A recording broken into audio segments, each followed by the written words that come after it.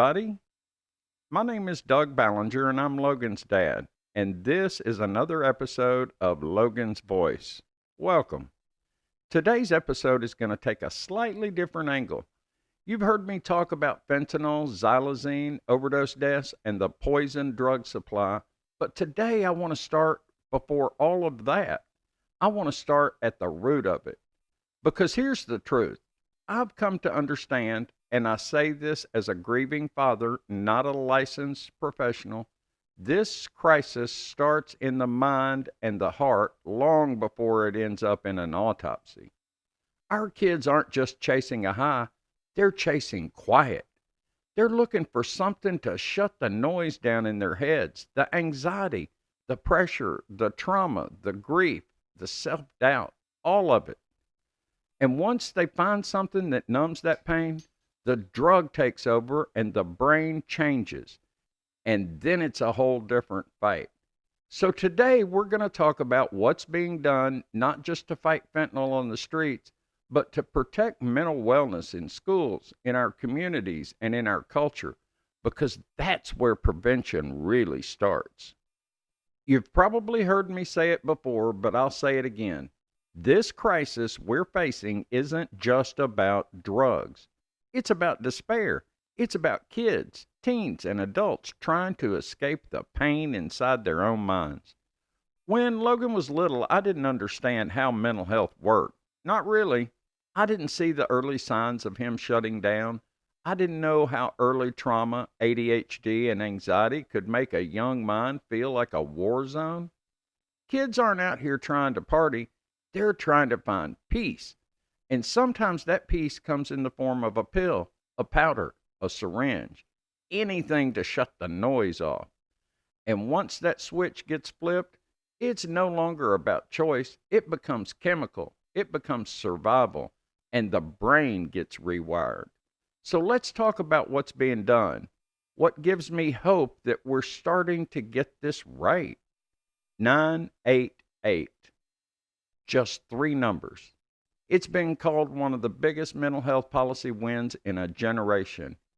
It replaced the long National Suicide Prevention Hotline number and made crisis care easily accessible, easy to remember, and easy to dial. If you're in distress, emotionally overwhelmed, scared, or even just unsure of what you're feeling, someone on the other end will talk to you 24/7. And here's the thing. You don't have to be suicidal to call. More than 5 million calls, texts, and chats come through 988 in the last year alone. That tells me something. People are looking for help. They just don't know how to ask. And more school districts are finally addressing what used to be taboo, that kids struggle too. We're seeing social emotional learning become standard in some states. On campuses, counselors are being prioritized. Mental health days are allowed, giving students permission to rest and recover emotionally. And peer-led wellness clubs where kids support each other. Can you imagine if we had this when we were young? If Logan had been taught that emotions don't make you weak, they make you human? And then there's telehealth and mobile outreach. Mental health care used to be expensive, distant, and frankly intimidating. But that's changing. Since COVID, telehealth has exploded. People can now access licensed therapists over Zoom or by phone from their homes, cars, or wherever they feel safe. Some states are going further, creating mobile mental health units, vans, and buses that bring therapists to underserved communities. Others are funding peer support specialists, people with lived experience who are trained to help others walk through their pain. This is what it looks like to meet people where they are, and we need more of that. Busting the stigma one voice at a time. The silence around mental health used to be deafening, but now we're seeing a cultural shift.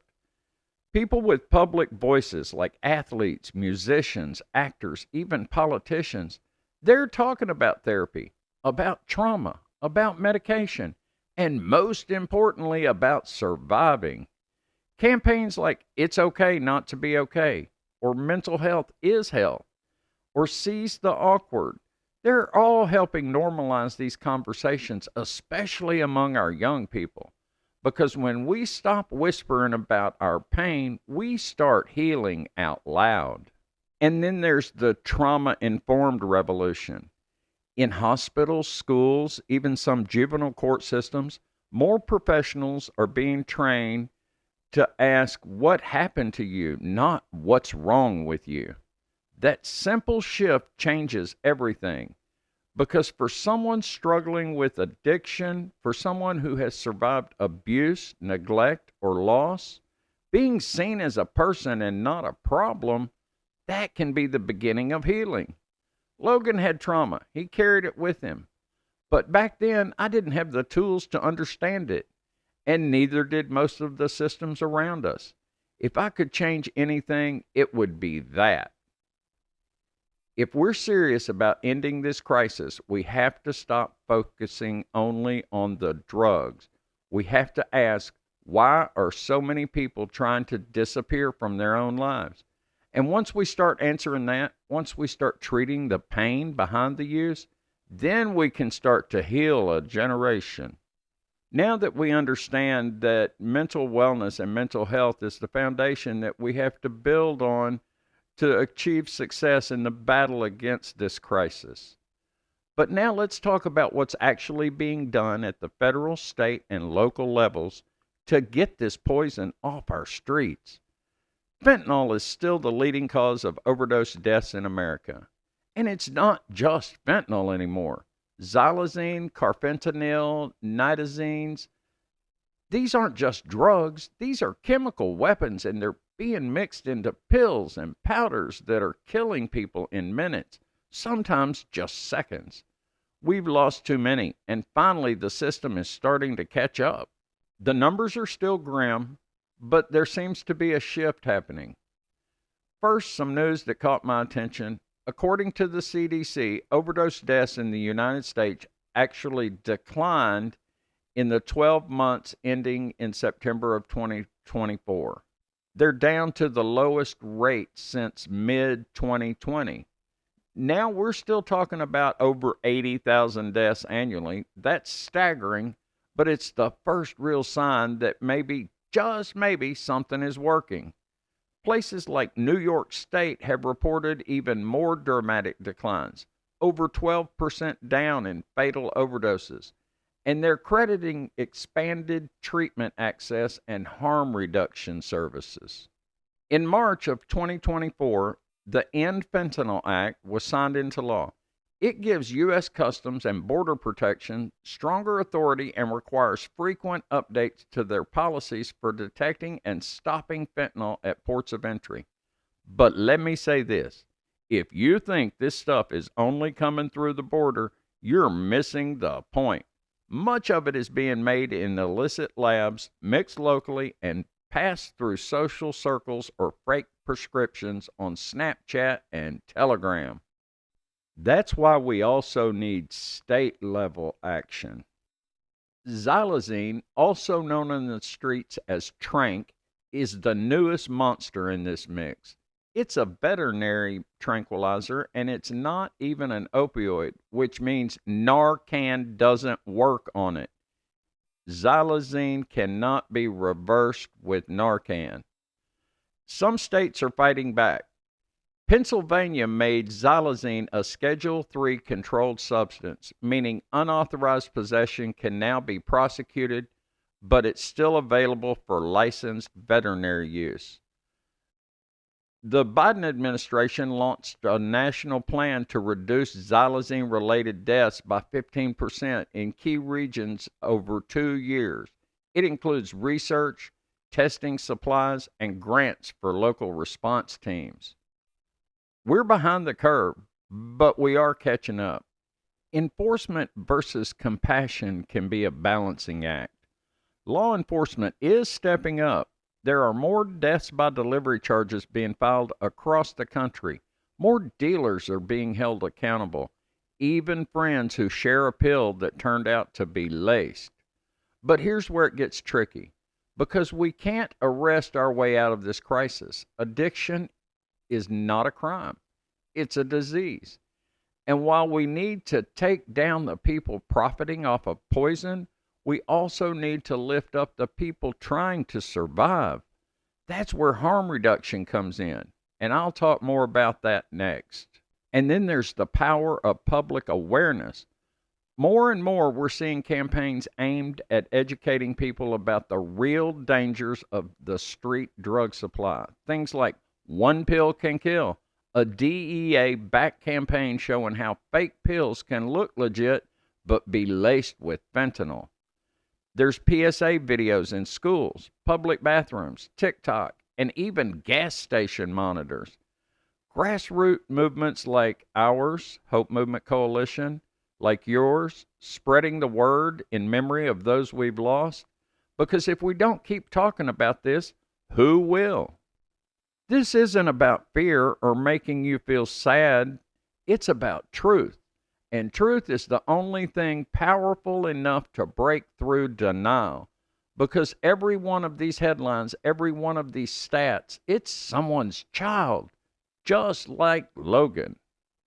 And I want to talk about harm reduction and treatment gaps and the reality of what's happening on the ground. We've talked about policies, we've talked about mental health, but what about what's happening on the ground right now in our neighborhoods, in our families, in the places where this crisis is still taking lives every single day? Let me be clear about something. Harm reduction is not about enabling drug use. It's about keeping people alive long enough to have a shot at recovery. And too many people never get that chance. There are some powerful harm reduction tools out there, and they're becoming more widely available, but not fast enough. Narcan or naloxone is now available over the counter in many states. It reverses opioid overdoses and has saved thousands of lives, but it doesn't work on xylazine, and it has a short window. You still have to call 911 and get medical attention. The possibility of it wearing off and a re-overdose happening is very real. And then there's fentanyl test strips.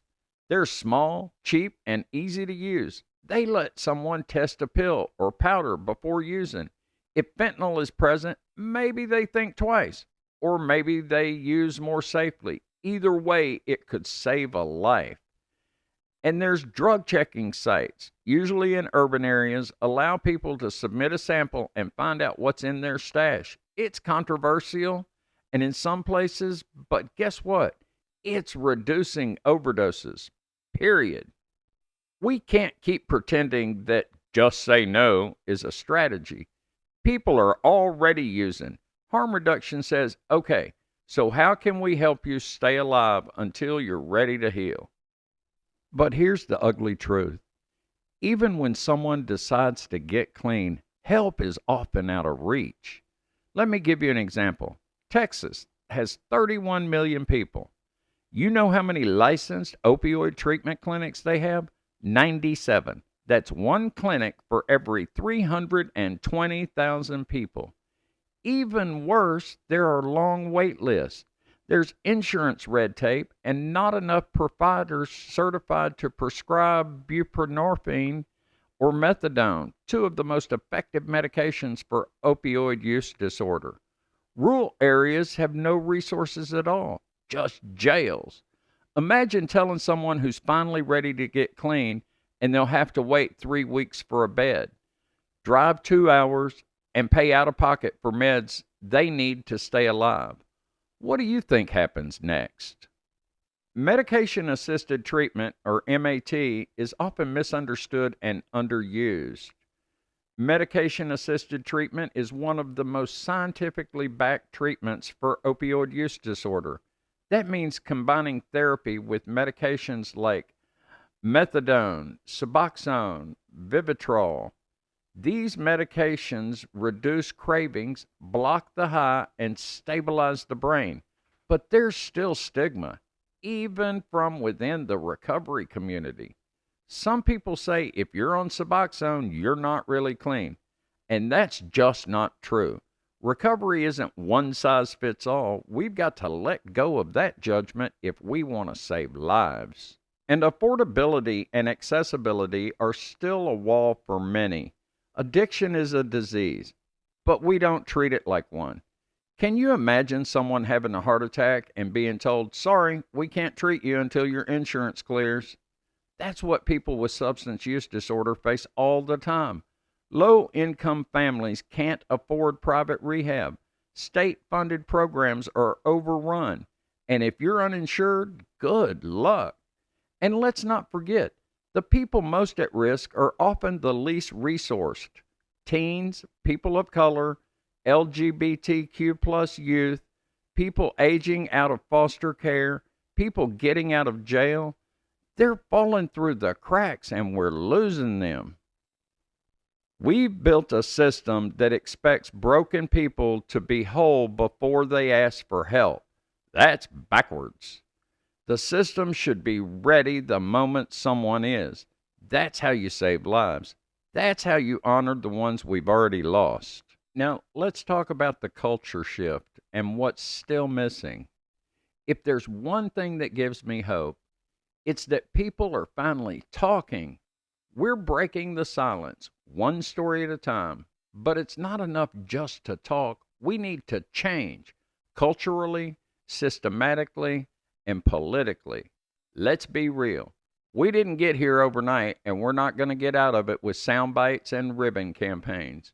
But there is a shift happening, and we've got to keep it pushing forward. 10 years ago, if you said your loved one died of an overdose, people looked at you sideways like it was a moral failure, like they got what they deserved. Now you hear people say, my son died from fentanyl, my daughter was poisoned, or my brother was struggling and he didn't make it. And there's empathy, there's awareness, there's movement, but there's still too much shame. Too many obituaries that say died suddenly instead of telling the truth. Too many parents suffering in silence. And too many people whispering about addiction like it's contagious. Let me tell you something. Addiction is not contagious, but silence is. And silence is killing people. And justice is inconsistent and sometimes absent. Some states are finally prosecuting death by delivery, holding dealers accountable for the poison they peddle. And look, I'm all for justice, but it has to be the right justice. Because sometimes the person being charged is just another kid, another user who shared a pill and didn't know it was laced. Sometimes the dealer is a predator. Sometimes it's someone's best friend. What we need is a justice system that recognizes nuance, protects the vulnerable, and holds the right people accountable. And most of all, a system that understands that addiction is not a crime. Selling poison with the internet, that's different. And public policy is still playing catch up.